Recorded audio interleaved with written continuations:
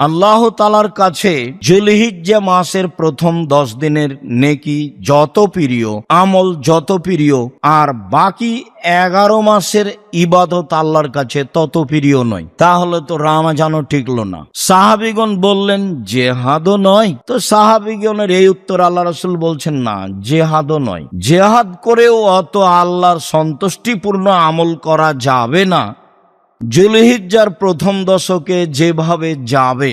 যুলহিজ্জার প্রথম দশকের ইবাদতই উত্তম বাকি 11 মাসের চেয়ে।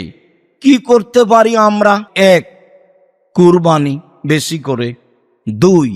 1 থেকে 9 পর্যন্ত সিয়াম। 3. দান। 4. তাসবিহ। 5. ইস্তেগফার। প্রথম 10 দিনকে এই কাজের জন্য বাছাই করে নিতে হবে। তাসবিহ, তাহলিল, জিকির, আজকার, দান, খায়রাত, কুরবানি, ভালো প্রস্তুতি নিতে হবে।